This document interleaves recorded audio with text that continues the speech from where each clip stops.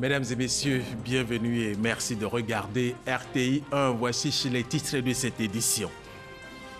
Le président de la République, Alassane Ouattara, préside ce mercredi le premier conseil des ministres de l'année 2018. Le chef de l'État, le vice-président Daniel Kablon-Duncan, le premier ministre Amadou Gon Coulibaly entendent mettre tout en œuvre pour accélérer les chantiers et améliorer les conditions de vie des Ivoiriens.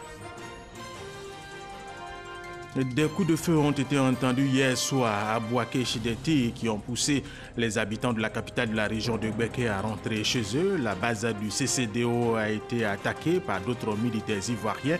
Il y a eu des dégâts matériels, mais pas de pertes en vue humaine. Ce matin, le calme est revenu dans la ville et la population vaque à leurs occupations. Et puis, les militaires nigérians et des soldats du pays voisins ont lancé une grande offensive contre les deux factions du groupe islamiste Boko Haram et leurs dirigeants dans leur bastion du nord-est du Nigeria. Les soldats sont du Cameroun, du Tchad, du Niger et du Nigeria, bien sûr.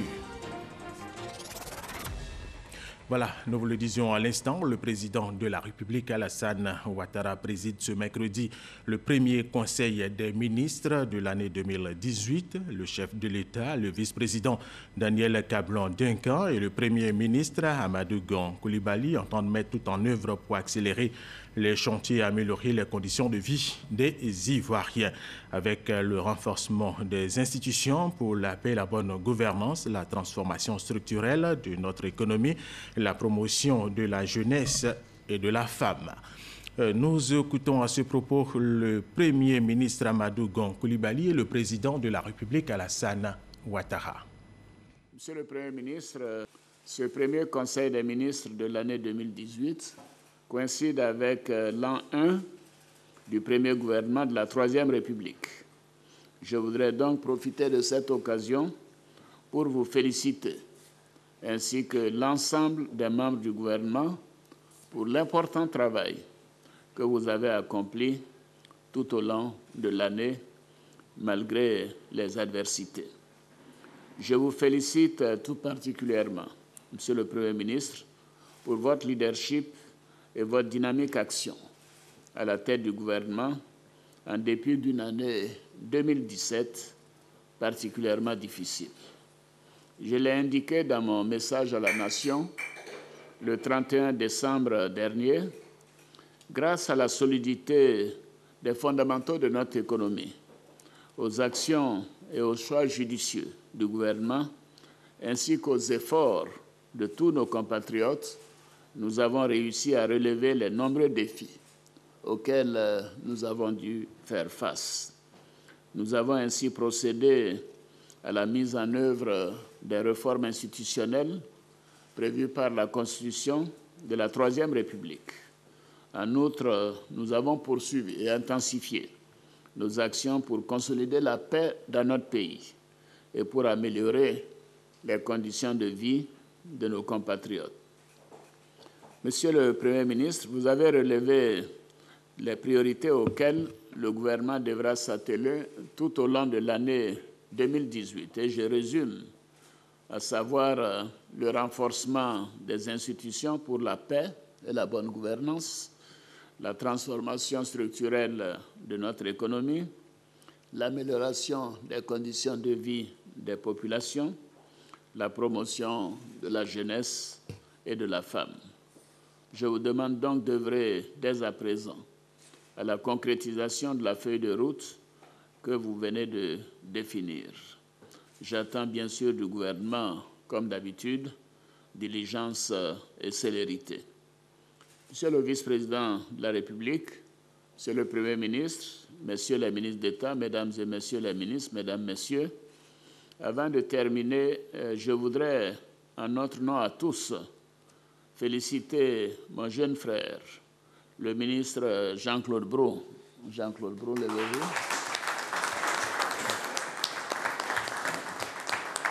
Merci. Je voudrais féliciter le ministre Jean-Claude Brault, qui occupera, à compter du 1er mars 2018, la présidence de la Commission de la Communauté économique des États de l'Afrique de l'Ouest. Comme j'ai eu l'occasion de le dire au chef d'État quand nous étions à huis clos, je voulais donner à la CEDEAO l'un de nos meilleurs, l'un des meilleurs fils de la Côte d'Ivoire. Jean-Claude, au regard de ton expérience, de tes qualités professionnelles et personnelles, je suis convaincu que tu sauras t'acquitter avec grand succès des nouvelles charges et faire honneur à la Côte d'Ivoire. Je n'en doute point. Bravo à toi, Jean-Claude. Bravo. Tous les membres du gouvernement sont déterminés à œuvrer, chacun selon ses attributions, à la concrétisation sur le terrain de la feuille de route qui nous est ainsi définie. Les actions concrètes pour la mise en œuvre de ces importants chantiers que vous avez énoncés seront mises en œuvre avec célérité et efficacité. Plus que jamais, nous prenons l'engagement d'œuvrer sans relâche à accroître l'efficacité de nos actions en vue de répondre de façon diligente aux attentes pressantes et légitimes des populations. Aussi, Excellence, Monsieur le Président de la République, nous prenons l'engagement que nous ne ménagerons aucun effort en vue de mener avec dévouement et rigueur nos missions respectives. Sous votre autorité, nous veillerons à la cohérence d'ensemble de l'action gouvernementale.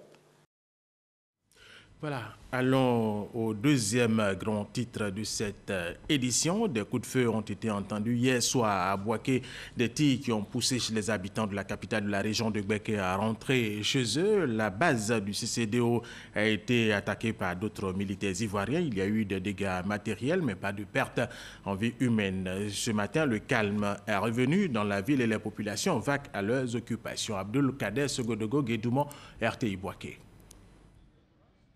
Centre de commandement de décision opérationnelle CCDO Bouaké. Ce camp a essuyé des tirs à l'arme lourde la nuit d'hier. Des bureaux saccagés ou incendiés, des véhicules brûlés, 3 au total. Voici le bilan d'une nuit agitée. À l'origine, une altercation entre des militaires et une faction du CCDO. Au lendemain de ces moments difficiles, les autorités locales se succèdent pour constater les dégâts. Le procureur de la République près le tribunal de Bouaké se prononce. Une enquête est ouverte. Le commandant de brigade est déjà sur les lieux. En attendant que le commissaire du gouvernement, nous puissions nous rentrer en contact avec lui, le commandant de compagnie a déjà instruit le CB Ville qui a déjà commencé à faire les premières constatations pour ne pas que les traces de ce qui s'est passé puissent disparaître. Côté sécurité des populations, des dispositions sont prises. Depuis déjà hier, lorsque les hostilités ont commencé ici, nous avons donné des instructions à nos hommes de sécuriser les populations. Des patrouilles de grande envergure ont été effectuées à travers la ville de Bouaké.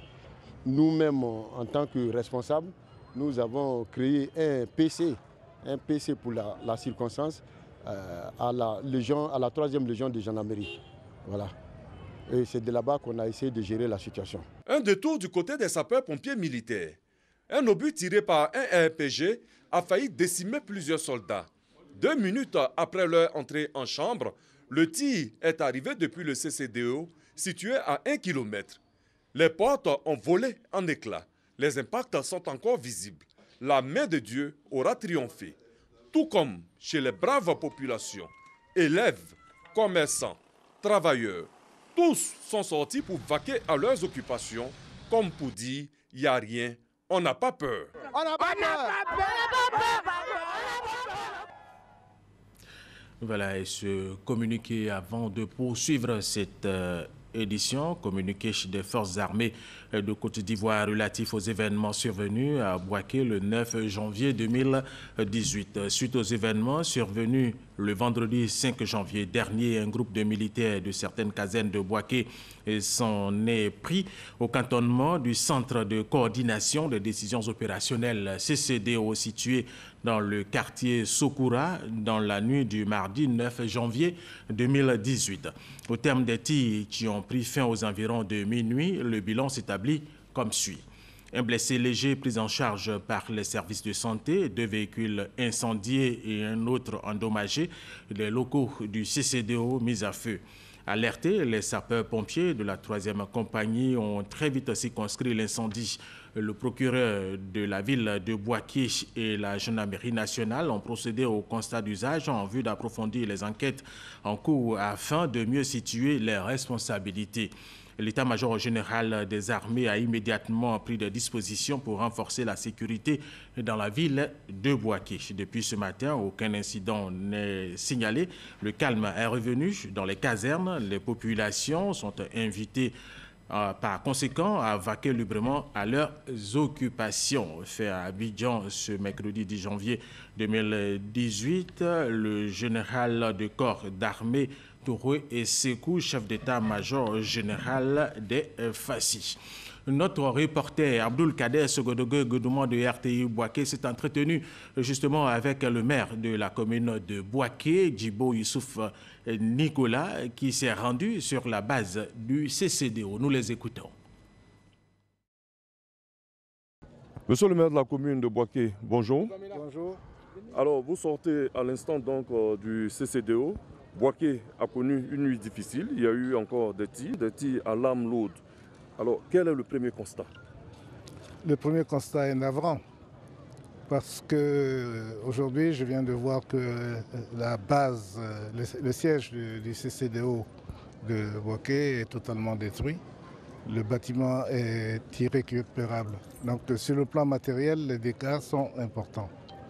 Dieu merci, il n'y a eu aucune perte de vie humaine et ça c'est important.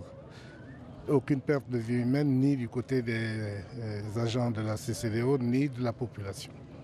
Alors monsieur le maire, est-ce qu'on peut revenir sur les raisons qui ont provoqué cet incident? Les raisons me sont pour l'instant inconnues. Je pense que nos autorités vont procéder à des enquêtes fouillées et nous saurons ce qui se passe parce qu'il faut savoir qu'est-ce qui s'est passé pour ne plus que cela se poursuive. Bouaké a assez souffert. Nous ne voulons plus vraiment pour cette année 2018 ce genre d'incident. Vous savez les conséquences que cela entraîne sur le développement de la ville.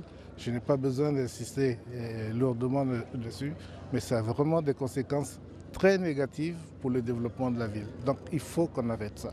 Je demande à nos militaires de savoir garder raison, quelles que soient leurs revendications. Elles ne peuvent pas passer par des manifestations aussi brutales qui effraient tout le monde, qui effraient la population, qui effraient nos partenaires, que ce soit nos partenaires politiques, que ce soit nos partenaires économiques. Et finalement, ça a pour résultat l'isolement de la Côte d'Ivoire. Alors que le président de la République a réussi quelque chose d'extraordinaire en 2017. Il a fait revenir la Côte d'Ivoire au devant de la scène. Il a positionné la Côte d'Ivoire dans le concert des nations. N'abîmons pas ce travail merveilleux et gigantesque. Monsieur le maire, justement, les populations ont vécu un traumatisme. Vous êtes le premier magistrat de cette commune. Quel est votre message à l'endroit de ces populations? Je leur demande de garder raison, de garder espoir. Nous trouverons une solution à cette situation. Merci, monsieur le maire.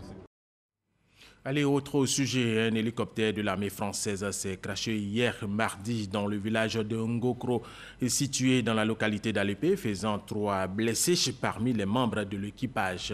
Aucun mort n'est à déplorer. Heureusement, la cause du crash, l'hélicoptère a percuté une ligne de haute tension.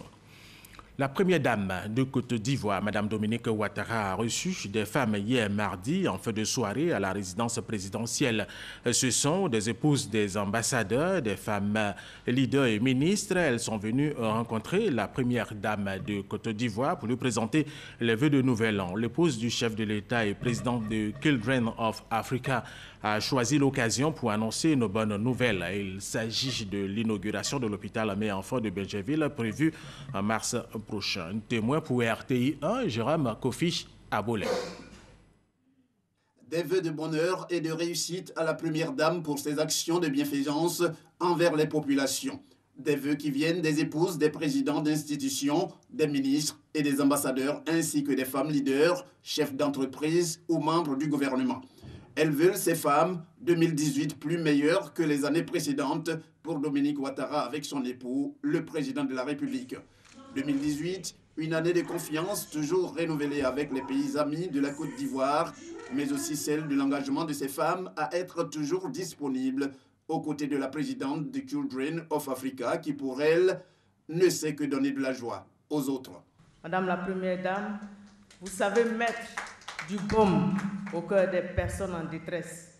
Vous savez redonner du sourire, de la joie de vivre et de l'espoir à toutes celles et à tous ceux qui ne croyaient plus en l'humanité.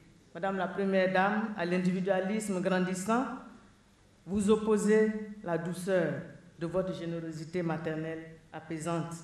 Les femmes de Côte d'Ivoire sont ici, dans toutes leurs composantes, non seulement pour vous présenter leurs meilleurs vœux pour la nouvelle année, mais aussi pour vous marquer leur admiration pour toutes vos actions de solidarité, de cohésion en faveur des personnes et des populations en situation de besoin.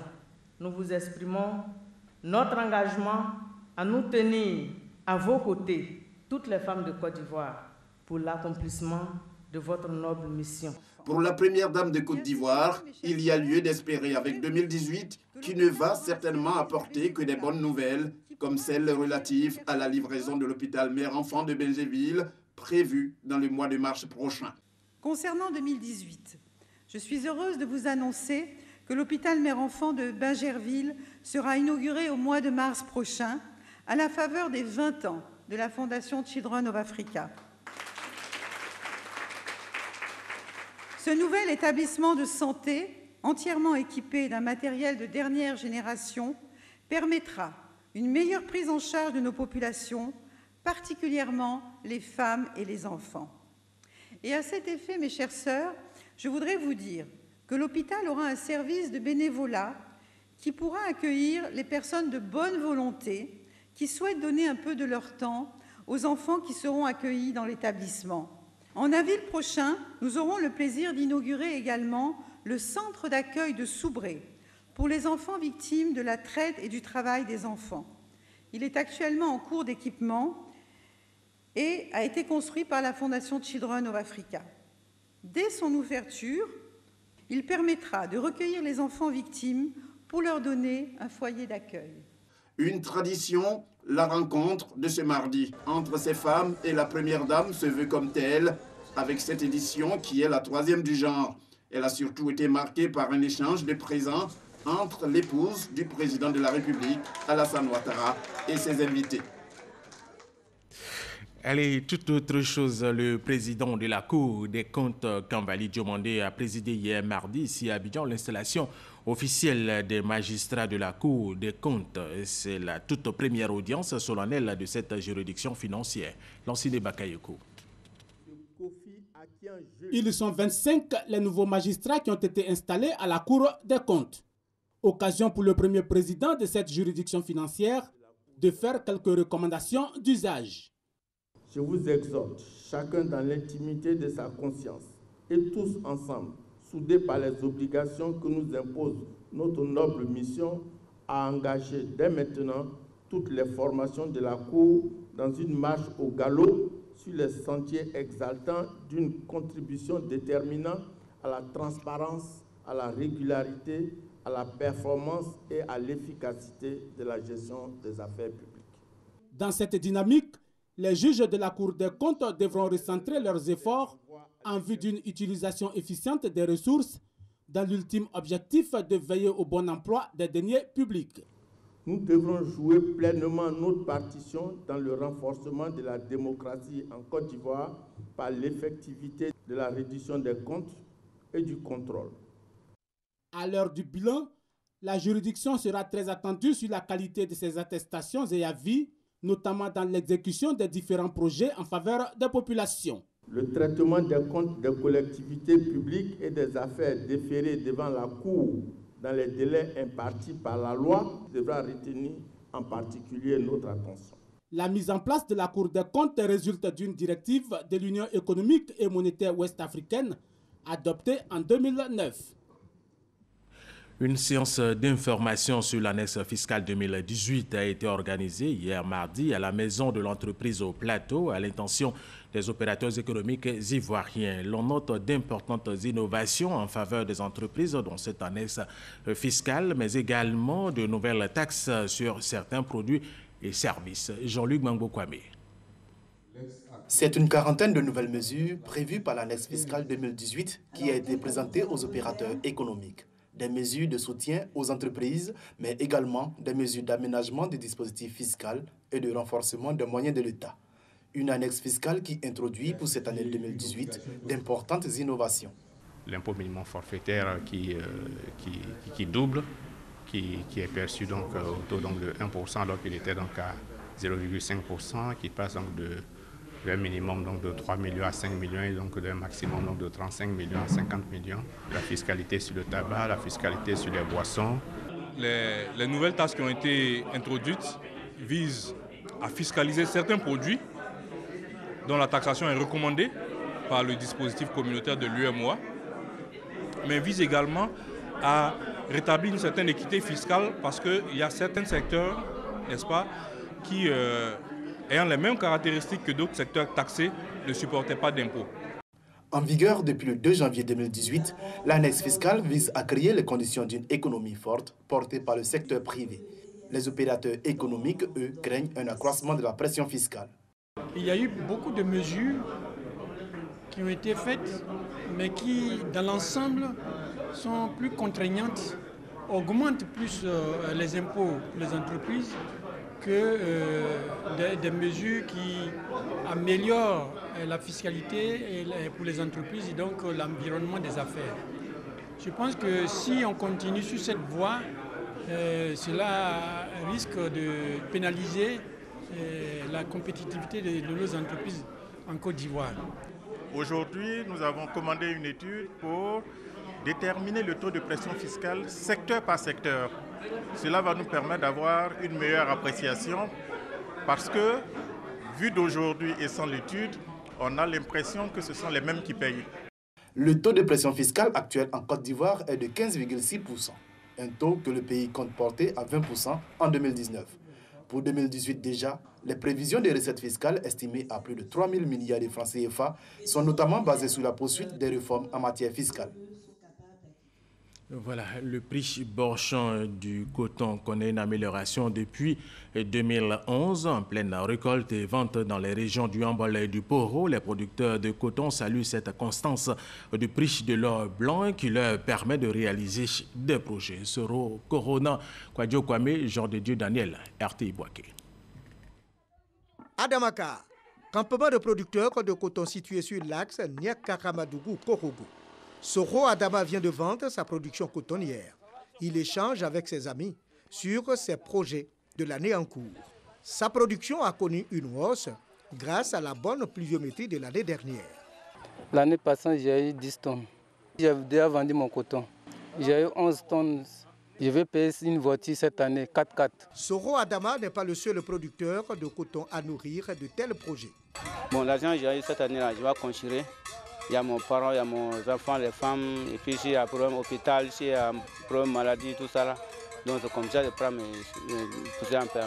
Je vais ouvrir une petite boutique pour qu'on se débrouille ça. La joie de ces producteurs réside dans la constance du prix du coton qui a connu des hausses depuis 2012. Dans les villages et campements sillonnés, le prix qui est de 265 francs CFA fixé par l'État est respecté par les acheteurs et les coopératives. Oui, c'est ce que nous on respecte. On prend le kilogramme à 265. Avant c'était un peu bas. Bon, maintenant là, ça a monté à 265.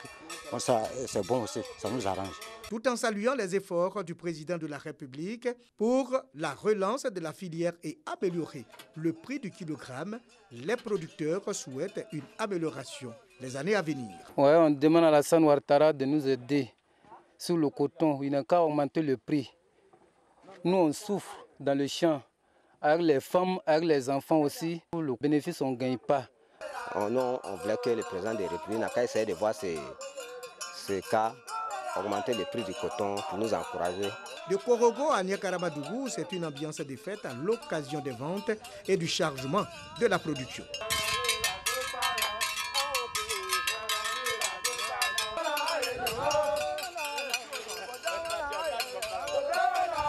La Côte d'Ivoire a produit 328 000 tonnes de coton lors de la campagne précédente.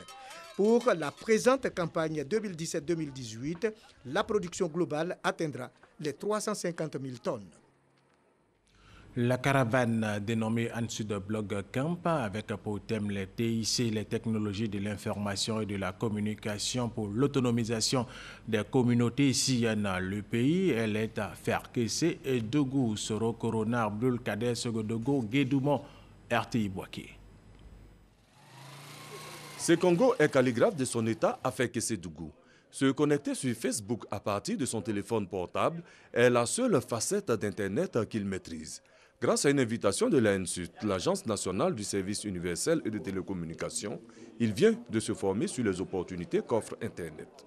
Il n'y a pas grand-chose, pas une grande connaissance. Simplement naviguer, aller sur Facebook.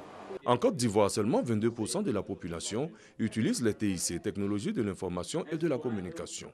Pourtant, Internet offre de nombreuses opportunités d'emploi en toute légalité et transparence. Avec Internet, il y a le travail de community management. Ce travail n'existait pas avant. Aujourd'hui, il y a le travail de web marketeur. Aujourd'hui, il y a le travail de web entrepreneur parce que déjà, il y a même le télétravail. Aujourd'hui, plus besoin de se lever pour aller dans un bureau.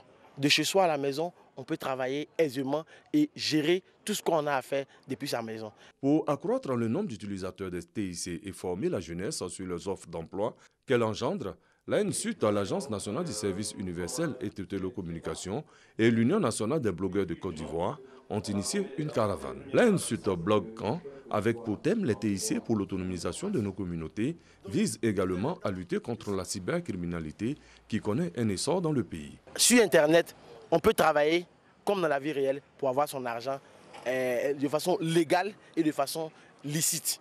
Ce n'est pas pour faire la promotion de la cybercriminalité, mais bien au contraire, c'est pour combattre cette cybercriminalité-là. Les jeunes formés saluent cette initiative qui vient comme un moyen pour résorber un tant soit peu l'épineuse question du chômage. L'Internet peut m'aider à réussir même dans la vie, puisque à travers l'Internet, je peux me situer, je peux même avoir des emplois à travers l'Internet. On nous a montré d'autres possibilités pour créer nos petites activités à partir donc de l'Internet. En gros, je dirais que cette formation m'a apporté beaucoup en matière de recherche d'emploi. Après la ville de Ferkessé-Dougou qui a abrité la première étape, la caravane d'ANSUT Blog Camp va sillonner 5 villes du pays. Ferkessé-Dougou, Béoumi, Daoukro, Taloa et San Pedro. Près de 1000 jeunes seront formés. Lundi dernier a eu lieu à Sofitel Hôtel Ivoire le lancement de la 8e édition du CITA, le Salon international du tourisme d'Abidjan, prévu cette année du 27 avril au 1er mai prochain. Patricia Omo et Tiaï étaient pour RTI 1. Beau cadre, prestations folkloriques, invités et personnalités de marque, allocutions chaleureuses. Bref, tout était en place pour passer un bon moment au cours du lancement du Salon international du tourisme d'Abidjan, édition 2018. Jean-Marie Sommet, directeur général de Côte d'Ivoire Tourisme et commissaire général du CITA, a expliqué qu'à travers ce salon, la Côte d'Ivoire aspire à devenir la destination la plus fréquentée de la sous-région. Vous savez, il n'y a pas beaucoup de salons en Afrique. Et nous sommes en dehors de l'Afrique du Sud, nous sommes les seuls salons aujourd'hui avec un véritable potentiel. Nous voulons faire profiter de ce potentiel-là tous les autres pays qui viennent ici nous dire ce qu'ils ont à vendre chez eux. Donc c'est pour ça que nous disons, nous rassemblons l'Afrique en un instant pour 5 jours ici en Côte d'Ivoire.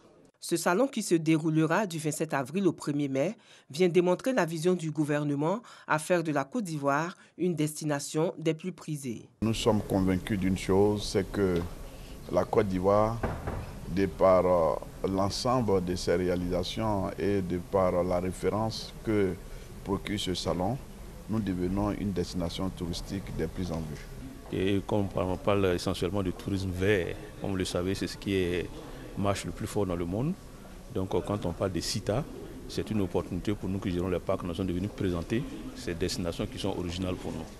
Cette année, l'objectif fixé est d'atteindre 60 000 visiteurs et un peu plus de 450 exposants contre 47 600 visiteurs pour l'édition précédente. L'espace d'accueil du CITA 2018 sera bâti sur une superficie de 10 000 m² contre 8 000 m² l'année dernière.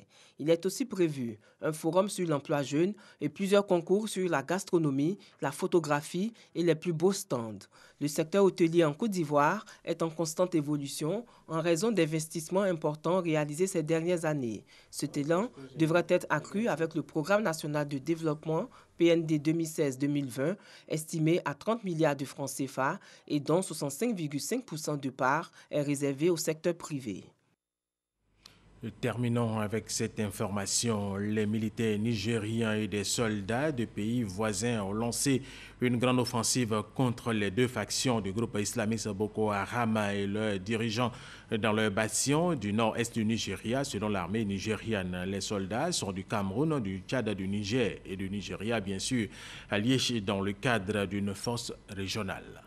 Voilà, c'est la fin de cette édition supervisée par Hugues Hervé Blé. Merci aux techniciens, merci à vous de l'avoir suivi. Restez avec nous sur RTI 1.